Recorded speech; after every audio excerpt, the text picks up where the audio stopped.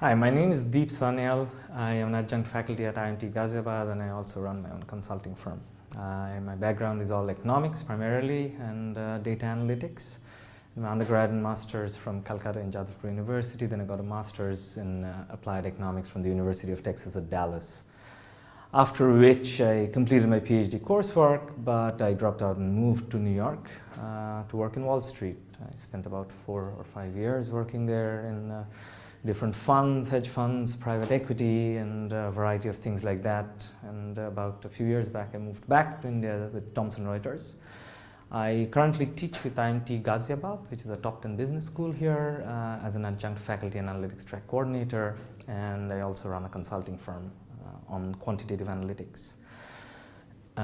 Today we will primarily talk about statistics, which is something that is the basis or the scientific basis for all this buzz about big data. Everyone's talking about big data today, everyone's talking about analytics, but this is the science, this is the core behind all big data or analytics that we are thinking about. Yeah, so as I mentioned, analytics has primarily 3 key things. One of them is statistics, which is the science behind analytics and science behind big data. But what we'll talk today is about the very basics of statistics, which is data, which is population, what is a sample from that population, how do we select that population, and what is the concept of a variable. So population, what we are talking about when we mention population can be defined in a variety of ways. One of them, and the primary one that we will be thinking about, is population of what we conclude to be is the population. It doesn't have to be a population of a country, but can be delineated in certain ways.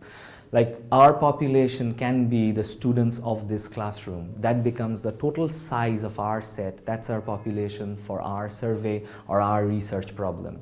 And the size or the quality of your population will of course depend on the research problem. In certain cases, when we are talking about the census or talking about something that's so big, we talk about the entire population of Australia or in India. But when we talk about a smaller survey, we might just consider something like women in a certain part of the country or in a certain sect, right? That might be your population set. When we are trying to draw inferences using statistics, data on the entire population is very rare to come by because the population is usually too big. What we try to do is we'll look at a small sample from that population, get information on them, and try to draw inferences for the entire population based on our sample data. So how do we collect samples from this population, and how do we collect sample data from this population? If your population is a huge number, n, our sample size might be extremely small, but if collected scientifically, we can come up with inferences which can be based on or which can be projected to the entire population. One of the primary methods of collecting samples is using a random sample. We'll talk about that in a little bit. We also have methods like stratified sampling or cluster sampling. Before we move on to sample selection and the way we can collect samples, we talk about variables. And we'll talk about data collection, the process itself of data collection.